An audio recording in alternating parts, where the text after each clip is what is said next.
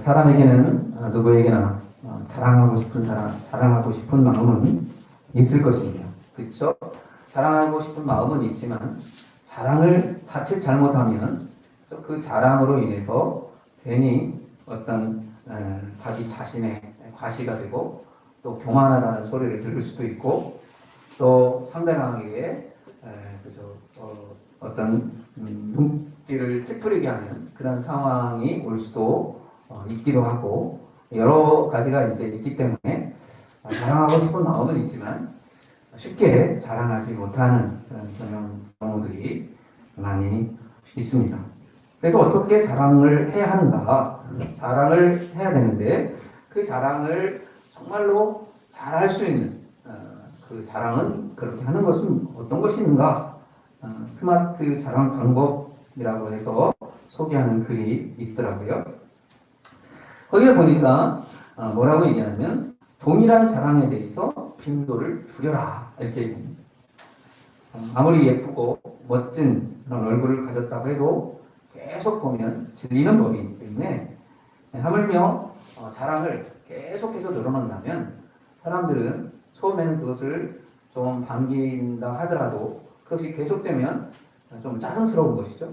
그렇기 때문에 동일한 자랑거리의 빈도를 줄여라 이렇게 얘기합니다. 두 번째는 과정을 중개하지 말아라. 결과로 말해라 라는 것입니다. 어떤 일이 이루는 과정을 하나하나 다 이야기하다 보면 이 과정에 별로 관심이 없다. 사람들은 그 과정이 별로 관심을 갖지 않는다는 거죠. 그래서 결과를 딱 이야기를 해라 이렇게 얘기합니다.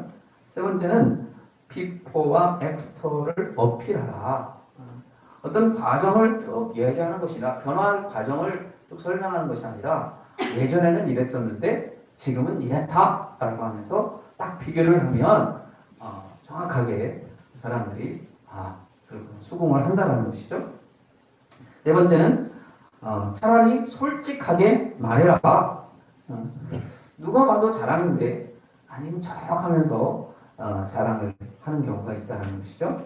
그렇게 되면 그 솔직하지 못한 것에 대해서 사람들이 싫어한다는 거죠. 무언가 있을 때 확실히 자랑하려면 확실히 이야기하고 솔직하게 이야기를 하라는 것이죠. 은근히 아닌 것처럼 이야기하면서 은근하게 자랑하면 사람들이 싫어한다는 것이죠. 그래서 차라리 솔직하게 말해라. 다섯 번째 마지막으로는 자랑을 들은 사람에게 그 자랑한 관련된 것을 베풀어라 이렇게 이야기합니다. 돈이 많다고 자랑하는 사람은 돈이 많다고 자랑하지 말고 사람들과 같이 있을 때 그죠? 커피라도 한 잔 사라는 것이죠. 뭔가 가졌다면 그 가진 것에 대해서 분명히 보이라는 것이죠. 힘이 세다고 자랑한다면 무거운 것을 할 때 솔선수범해서 먼저 그것을 들으라 이렇게 이야기합니다.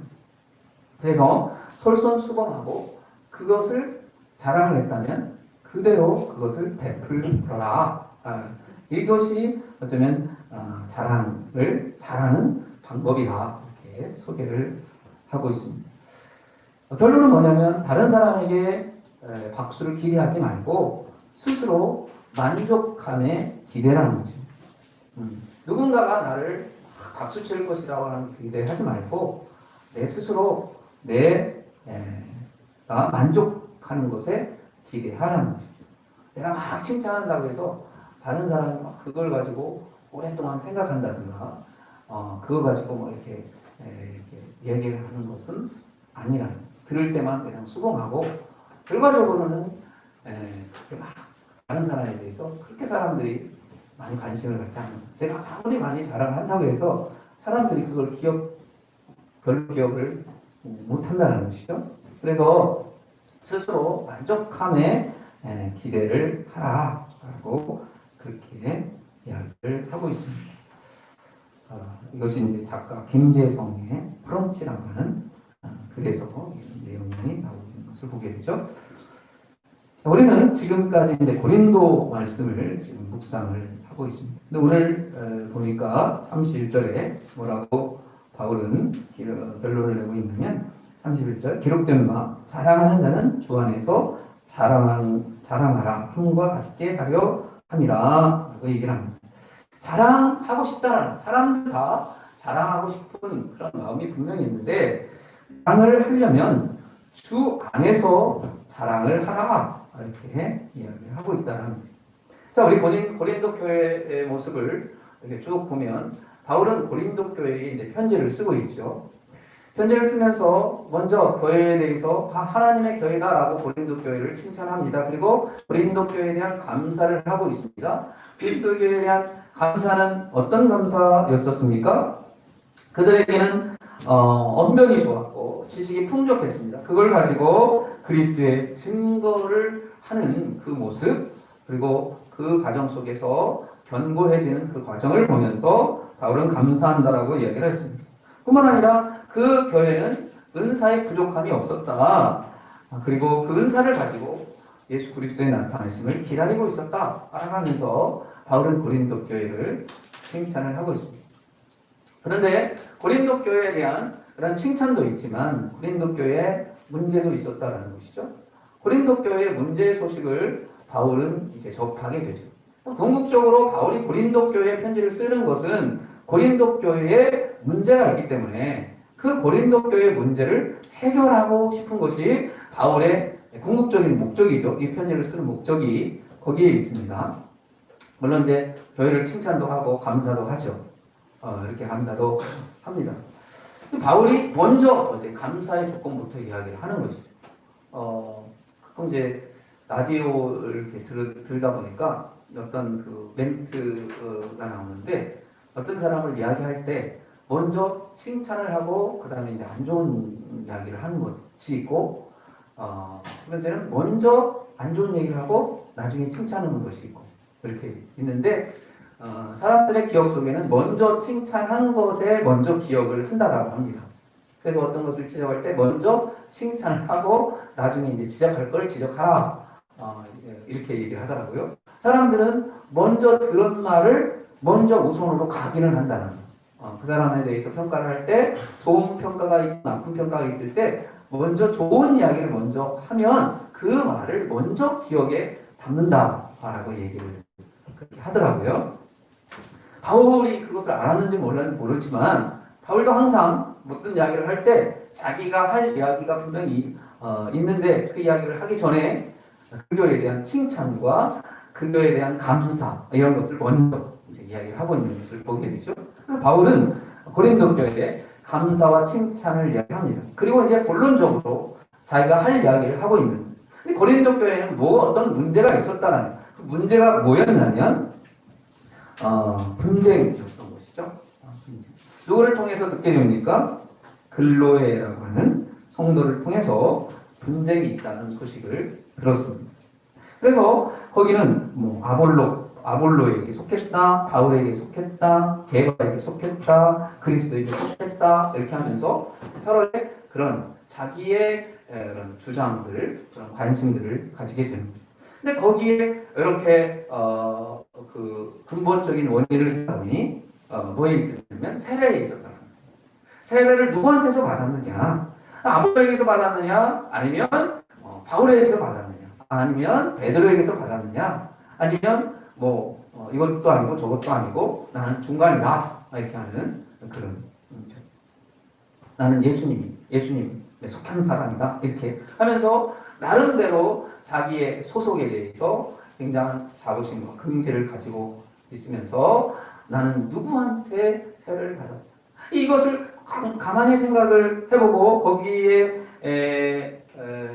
사상을 보면 무슨 생각이 들어있냐면 사람 중심, 인간 중심, 인간 숭배 사상이 그 속에 들어있는 것을 보게 됩니다. 어떤 자기에 대한 어떤 사람을 영웅으로 만들고 그 사람에 속해 있다라고 하는 그것에 대해서 자기 자신을 과시하려고 하는. 따지고 보면 우리는 그렇게 잘난 것도 별로 없는 것이죠. 솔직히 보면 우리들 모습을 보면 그렇게 똑똑하지도 않고 그렇게 잘나지도 않고 그렇게 능력 있는 것도 아닙니다. 그래서 능력 있는 것이 아닌데 자기를 과시하고 싶고 자기를 자랑하고 싶어요. 이런 것이 이럴 때는 무슨 생각합니까? 나는 누구에게 속했어? 나는 누구에 속한 사람이야? 라고 하면서 자기 자신을 과시하는 거죠. 그렇죠? 나는 어느 큰 교회에 속해 있어. 나는 그 교회에 다녀. 그 얘기는 뭡니까? 그만큼 나는 큰 교회에서 그만큼의 역할을 하고 있다라는 것을 암시를 하는 것이죠. 과시를 하는 거죠. 내 자신을 과시하기는 좀 그렇고, 그러니까 어떤 것에 기대어서 나 자신을 좀 뽐내고 싶고 자랑하고 싶은 그런 마음이 있다라는 것이죠. 이것은 옛날이나 지금도 마찬가지죠. 나는 누구에게 속해서, 나는 어떤 사람을 지지해. 그 사람을 지지하는 것으로 이제 사람들이 자꾸 나눠지고 어떤 분파가 형성되고 이런 것들 보죠. 요즘에도 보면 나는 보수주의야, 아니면 나는 진보주의야, 이런 것으로 갈등을 하고, 나는 진보도 아니고 나는 보수도 아니고 나는 중도야, 이렇게 하면서 또 그것을 또 지지하고 이렇게 얘기합니다. 그래서 어느 편에 편승하라는 경향이 있다라는 것입니다. 이것이 고린도 교회의 원인이었습니다. 그래서 바울은 이 고린도 교회의 이런 문제들을 풀어주기를 원했습니다. 그래서 바울은 오늘 본문 속에서 이야기를 하고 있는 것이죠. 세례 문제가 아니고 사람 중심이 되지 말고 하나님의 지혜를 가져야 된다. 그래서 우리 지난주에는 하나님의 지혜, 세상의 지혜에 대한 말씀을 했습니다. 세상 사람이 아무리 지혜롭다고 하지만 결과적으로 하나님의 지혜만 못하다. 그런데 사람들은 왜 하나님의 지혜보다 세상의 지혜를 선택을 하느냐? 하나님께서는 인간의 지혜를 막아놓으셨기 때문에 인간은 자기 스스로 사람의 지혜를 선택하고 그 지혜를 가지려고 하더라 라는 것을 지난 시간에 말씀을 드렸습니다. 근데 오늘의 말씀은 이 세상 사람들이 말하는 그러한 자랑거리는 무엇이겠는가에 대해서 말씀을 하려고 한다는 겁니다. 26절 같이 한번 읽어보도록 하겠습니다. 26절 시작. 형제들아 너희의 부르심을 보라. 육체를 따라 지혜로운 자가 많지 아니하며 능한 자가 많지 않으며 문글 좋은 자가 많지 아니하다. 바울은 고린도 교회를 향해서 뭐라고 얘기하냐면 너희의 부르심을 봐라. 하나님께서 너희를 부르셨는데 너희의 부르심이 보니까 지혜로운 자가 많지 않았고 능한 자가 많지 않았고 문별 좋은 자가 그렇게 많지 않았다라고 이야기를 하고 있습니다. 이 이야기를 거꾸로 이야기하면 많은 세상의 사람들은 무엇을 자랑하게 되냐면 첫 번째 지혜를 자랑한다는 거예요. 지혜를 자랑하는 그런 사람들, 그런 상황이 지금 있다는 것이죠. 그래서 세상 사람들은 중요한 세 가지를 자랑하는데 그것은 뭐냐면 지혜를 자랑하고 능한 것을 자랑하고 문벌 좋은 것을 자랑한다라고 이야기를 하고 있다는 것이죠. 우리가 지난 시간을 쭉 본 것처럼 이 고린도 교회는 어떤 문화 속에 있었냐면 그리스의 문화 속에 있었습니다. 헬라 문화 속에 있다는 거죠. 헬라 문화. 서양의 큰 문화를 두 줄기의 문화라고 이야기를 하는데 유대인즘 문화와 헬레니즘 문화다 이렇게 이야기합니다. 그런 거대한 두 문화가 바울 시대를 거치면서 하나로 융합되게 됩니다. 그것이 이제 섞이게 되는 것이죠. 그래서 서양의 큰 문화의 틀이 바로 이제 유대인즘과 헬레니즘의 결합입니다. 이때 당시에 가장 또 큰 문화를 이루고 있었던 것이 바로 이제 헬레니즘인데 이 헬레니즘은 철학이 굉장히 발달한 그런 곳이었습니다. 그래서 이때 시대에 지혜를 굉장히 자랑했다. 지난 시간에도 봤던 것처럼 그들은 지혜를 굉장히 사랑했고 지혜를 굉장히 자랑했고 지혜를 가진 것을 최고의 자랑거리로 그렇게 생각했습니다.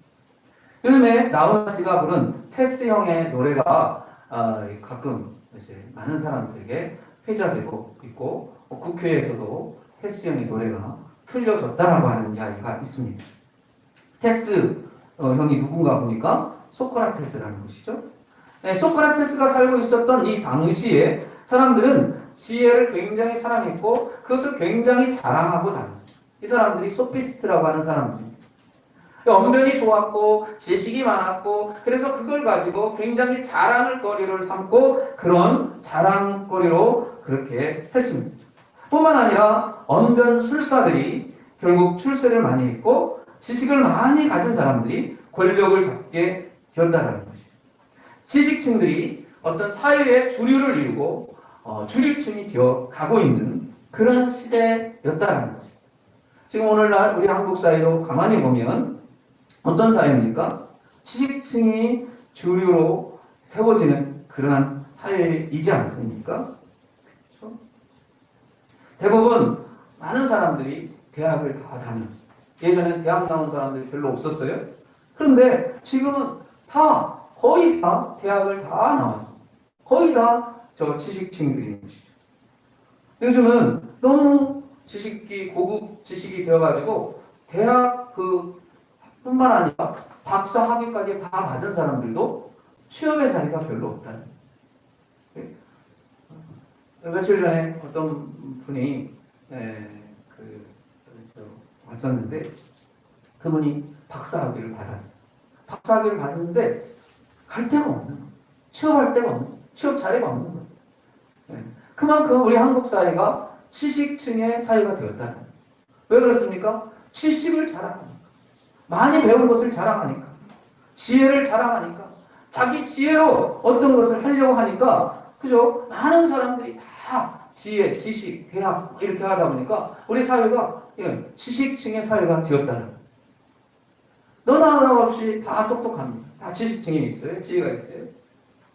근데 성경에 보면 지혜를 사랑하는 자들이 누구였습니까? 최초로 성을 쌓고 최초로 악기를 만들고 최초로 기계를 제작한 사람들. 이 사람들이 어떤 사람입니까? 창세기에 보면 그 사람들은 어떤 사람이냐면 가인과 그의 자손들이었습니다. 결국 이들의 지혜를 가지고 그들은 하나님과 같이 되려고 그 하나님의 성을 쌓아갔던 사람들입니다. 이외의 사람들도 계속 지혜를 쌓아갔던 것이죠. 그래서 찬란한 문화를 이루었던 그런 것들을 보면 바로 하나님을 모르는 사람들이 찬란한 문화를 이루고 있어요. 그때 당시 애국, 바벨론, 헬라, 로마 이런 사람들이 결국은 인간의 지혜를 찾고 그것을 찾으려고 노력해 왔다라는 것을 봅니다. 근데 그 결과는 어떤 결과였습니까? 결과적으로는 무서운 타락을 가져오게 되었다라는 것입니다. 결국 타락으로 빠져들게 되었다라는 것입니다. 인간의 지성에만 의존하는 활동은 결과적으로 도덕적으로 종교적으로 아주 치명적인 상황으로 몰아넣을 소지가 다분히 있다는 것입니다. 그래서 하나님께서는 결코 지성으로 지혜로 그 지혜로 세상을 구원하지 아니하셨다. 두 번째는 뭡니까? 능력이라는 것이죠. 능력을 자랑했다는 거예요. 능력. 자기의 능력을 자랑한다는 것은 나는 어떤 신분에 있기 때문에 나는 나의 힘이 세다. 자기의 힘을 과시하는 거죠. 어떤 사람은 소방서에 전화해가지고 뭐라고 합니까? 나 경기도지사야. 이렇게 하는 사람도 있죠. 어떤 사람은 불법 주차해놓고도 나 국회의원인데 국회의원인데 딱지를 줬어? 이렇게 하는 사람들도 있는 것을 보게 됩니다. 어떤 사람이 운전을 하다가 음주운전으로 적발이 되었습니다. 그러니까 이 사람이 경찰에게 호통치면서 말하죠. 야, 너 사람 잘못 봤어. 누군지 알아? 내가 전화 한 통 하면 너는 뭐가지야? 이렇게 겁을 주는 사람들도 있습니다. 지금이야 조금 더 많은 사람들이 이런 것에 대해서 많은 그런 인식들이 바뀌어져서 지금은 좀 덜 하지만 몇 년 전만 해도 어떤 권력을 가지고 어떤 능력이 있으면 그것을 과시하고 그것을 가지고 뽐내려고 하는 사람들이 상당히 많이 있었다는 것을 보게 됩니다. 지금도 눈에 보이진 않지만 어떤 자기의 가진 것을 가지고 굉장히 자랑하고 싶은 그런 사람들이 많이 있습니다. 많은 사람들이 승용차를 많이 타고 다니는 것이죠. 월세를 살고 있지만 차를 보면 고급 승용차를 타고 다닙니다.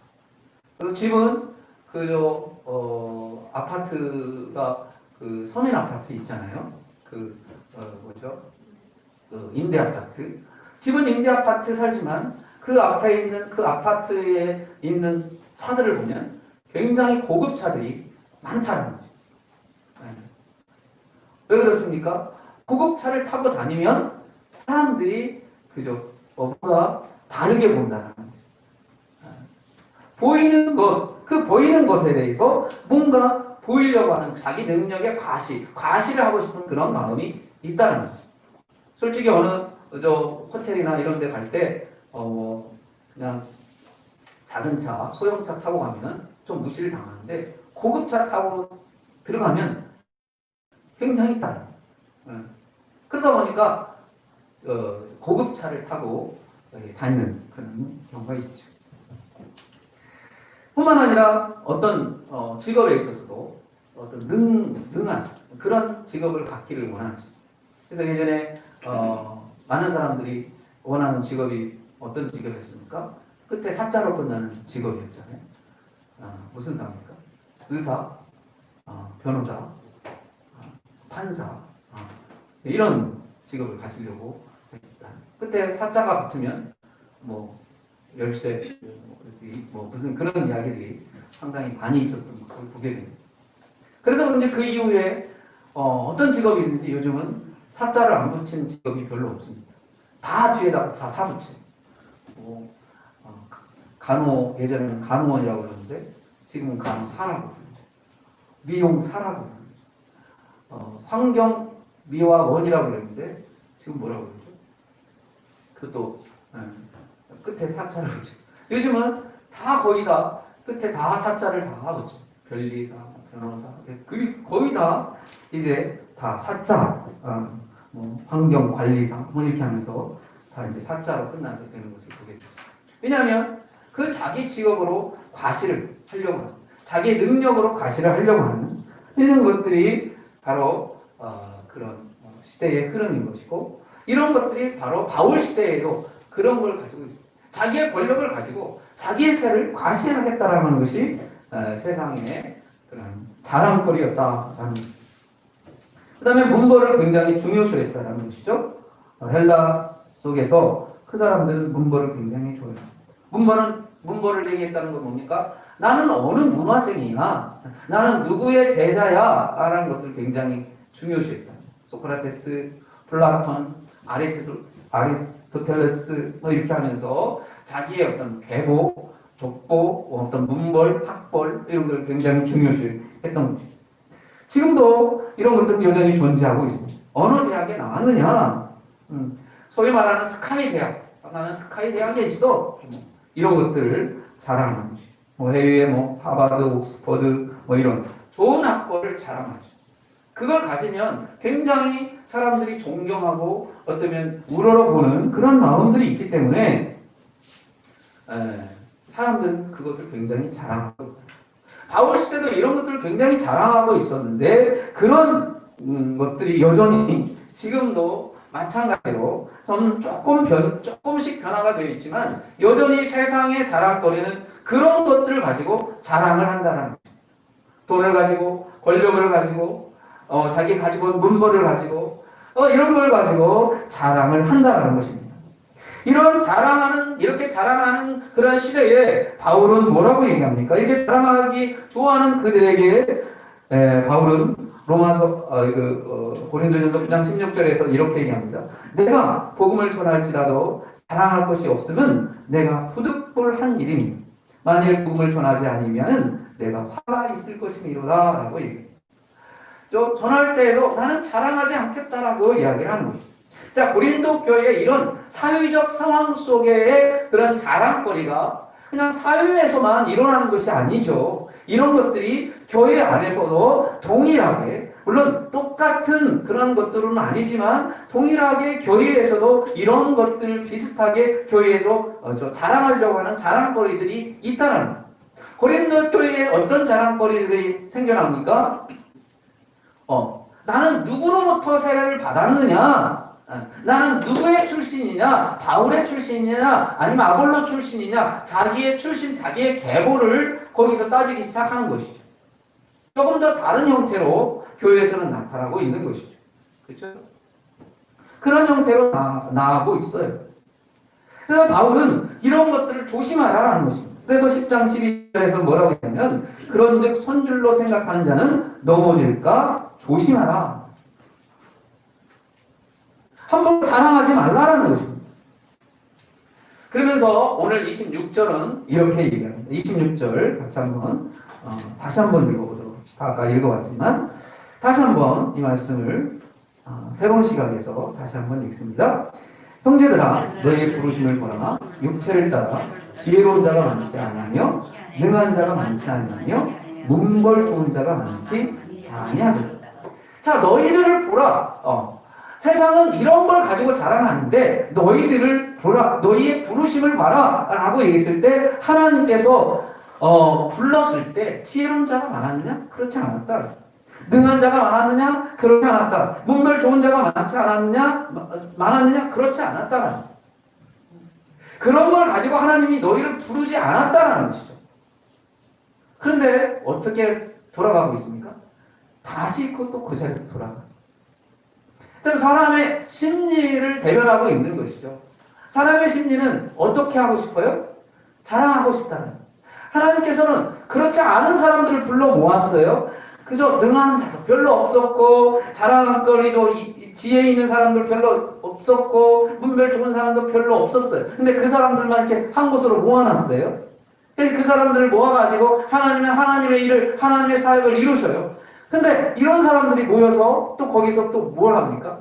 그 속에서 또 문벌 찾고, 그 속에서 또 학벌 찾고, 그 속에서 뭐 찾고, 능력 찾고, 그 속에서 또 따로 또 세상에 그렇지 않은 그런 것들이 거기에서 또 다시 일어나고 있다는 것이죠. 신기하잖아요. 신기한 것이 아니라 당연한 것일 수도 있습니다. 계속해서 그런 일들이 일어나고 있어요. 그래서 바울은 그거 다시 한번 돌아봐요. 바울이 예수님의 제자들을 선택할 때 어떤 사람들을 선택했습니까? 학벌이 좋은 사람 선택했습니까? 지혜가 많았던 사람들을 선택했습니까? 그렇지 않았다라는. 예수님이 선택할 때, 제자들이 선택할 때 베드로를 선택해. 베드로는 어떤 사람이 어부였어요. 아무것도 몰라 무식쟁이였습니다. 바다에서 그냥 물고기 잡는 그 일을 하는 사람을 불렀다는. 세리마태 이렇게 죄가 많은 사람들을 불렀다라는 것이죠. 이렇게 별로 좋지 않은 사람들을 불러냈습니다. 이것이 하나님께서 하신 것입니다. 그런데 다시 이 사람들은 그걸 가지고 또다시 세상의 그 자랑거리를 교회에 들어와서 그것을 계속해서 교회에서도 여전히 그런 세상의 자랑거리로 이렇게 만들어가는 그 모습을 보게 됩니다. 그래서 바울은 그런 얘기를 합니다. 27절 그러나 하나님께서 세상의 미련한 것들을 택하사 지혜 있는 자들을 부끄럽게 하려고 하시고 세상의 약한 것들을 택하사 강한 자들을 부끄럽게 하려 하시며 하나님께서 세상의 선한 것들과 멸시받는 것들과 없는 것들을 택하사 있는 것들을 폐하려 하셨다. 하나님의 처음의 의도가 뭐였느냐? 하나님은 약한 사람을 가지고 하나님은 강하게 해가지고 그 자랑을 하지 못하도록 육체의 자랑을 하지 못하도록 그렇게 하셨다. 그래서 예수님의 제자의 선택을 보면 그저 별 볼 일 없는 사람, 미련한 사람, 별로 뭐 효과도 내지 않을 만한 사람들을 예수님은 선택을 합니다. 근데 분명한 것은 세상과 좀 분명히 다르다.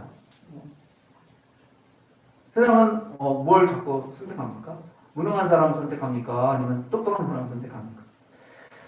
서울대 학생들을 뽑을 때 그냥 저기 시골에 있는 사람들을 뽑습니까? 아니면 실력 좋은 사람들을 뽑습니까? 명문대가 왜 명문대냐? 실력 좋은 사람들만 다 뽑아가는 거예요. 시골에서도 저 꼴등하는 사람 안 뽑습니다. 시골에서 고등학교도 1등 하는 사람들, 수재라고 하는 사람들, 지방에서도 정말로 수재라고 불렀던 사람들을 다 서울대에서 다 모집해. 그 사람들을 다 뽑아요. 성적순으로 뽑습니다. 첼로 성적이 좋은 사람들만 해가지고 선착순으로 쭉 뽑아요. 그러니까 좋은 사람들이 가니까 좋은 대학이, 그래요. 좋은 대학이라고 말할 수가 있겠죠. 대부분 많은 학문적이나 다른 것을 보면 좋은 사람, 머리 좋은 사람을 선택해서 그 사람을 제자를 만들고 그 사람을 통해서 뭔가 이루려고 합니다. 그런데 예수님은 그러지 않아요. 가장 별 볼 일 없고 가장 소외되고 가장 사람들에게 멸시받았던 그 사람들을 예수님은 선택을 하셔서 그걸 가지고 하나님은 하나님의 일을 이루셨다. 왜 그렇게 하셨느냐? 왜 그렇게 하셨습니까? 부끄럽게 하려고. 잘난 사람 부끄럽게 하려고. 잘난치 않은 사람 부끄럽게 하려고 그랬다는. 그래서 어쩌면 우리 기독교가 예수님의 제자들이 정말로 어떻게 보면 형편없는 지식도 별로 갖지 않은 사람들로 예수님이 그렇게 하셨지만 나중에 보면 가장 영향력 있는 사람들이 되었다. 베드로가 그렇게 시골에서 그냥 어떻게 보면 저 총구석에서 고기만 잡던 그런 청년이었는데 예수님이 불러서 예수님의 제자로 삼아주시고 가장 어쩌면 영향력 있는 사람으로 세워주셨다. 왜 그렇습니까? 강한 자는 세워놓으면 뭐라고 얘기해요? 내가 힘으로, 내 힘으로 됐다라고 하나님을 무시합니다. 결국은 바울이 이야기하는 것은 뭡니까? 모든 것은 하나님 앞에 있다라는 것입니다. 그래서 30절 너희는 하나님으로부터 나서 그리스도 예수 안에 있고 예수는 하나님으로부터 나와서 우리에게 지혜와 의로움과 거룩함과 구원함이 되셨다. 이렇게. 결국 우리의 지혜가 있지 않고 하나님의 지혜로 만들어진다. 모든 것이 하나님 안에 있다라는 것을 바울은 이제 강조를 하고 있는 거예요. 우선 보면 지혜로운 자가 세상을 통치할 것 같지만 지혜로운 자가 모든 것을 다 이룰 것 같지만 그게 아니고 하나님께서는 미련한 자, 겸손한 자, 없는 자 같은 그 자를 하나님은 선택을 하셔서 가장 귀하게 사용을 하신다. 그리고 하나님께서는 그것을 통해서 구원을 이루신다라고 그렇게 말씀을 해주고 있는 것입니다. 그래서 예수는 하나님부터 나와서 우리에게 지혜와 의로움과 거룩함과 구원함이 되셨다. 예수님께서 구원함이 되셨다. 그는 가장 낮고 천한 자리에 예수님은 오셨고 그 오심을 통해서 모든 사람을 구원하시기에 아낌이 없었다라고 바울은 그렇게 이야기를 하고 있습니다. 그렇게 말씀을 해주고 있습니다. 어쩌면 오늘날 우리 시대도 지혜롭고 똑똑하고 박사학위 받고 그런 사람이 무언가 이루는 것이 아니라 겸손하게 묵묵히 배우지 못했어도 자기 삶에 충성하고 삶에 성실한 그 사람을 통해서 하나님은 하나님의 일을 이루어 가시는 것이죠. 이 나라의 국가를 누가 움직이겠습니까? 정치인이 움직이라고 생각하지만 그렇지 않습니다. 가장 낮은 자리에서 성실하게 이름 없이 빚도 없이 움직이는 그 국민이 나라를 지키고 있는 것입니다. 나라의 힘이 되는 것입니다. 나오나가 한 그 이야기가 많은 사람들에게 공감을 하고 있는 것이 뭐냐면 가장 중요한 위치에 있는 것은 국민이다. 아무 빚도 없이 아무 이름도 없이 그저 있는 듯 없는 듯 보이지만 가장 강한 것은 국민이에요. 가장 어려울 때 나라를 세웠던 것이 지도층에 있는 사람들이 아니라 누구였다? 국민들이었다. 이름 없고 빚 없고 아무런 쓸모없이 보였던 그 국민들이 결국 나라를 세워가는 것이고 나라를 이끄는 것이고 가장 큰 위기 속에서 국민들이 그것을 만드는 것이다 라고 이야기를 합니다. 바로 그런 것이죠. 우리의 삶에서 어떤 영웅들이 나라를 이끄는 것이 아니라, 물론 그 사람들은 앞에서 이름을 내고 있지만 중요하게 움직이는 것은 그렇죠? 밑에 있는 국민들. 한 사람 한 사람 힘이 없고 약해 보이지만 그 사람들을 통해서 하나님은 하나님의 일을 이루신다라고 말씀해 주고 있습니다. 그래서 31절 결론을 바울은 뭐라고 얘기합니까? 기록된 바 자랑하는 자는 주 안에서 자랑하는 것 같게 하려 함이나. 저와 여러분들이 이제 우리의 삶 속에서 우리가 묵묵히 신앙생활을 하고 교회 나오고 이렇게 하는 것도 뭡니까?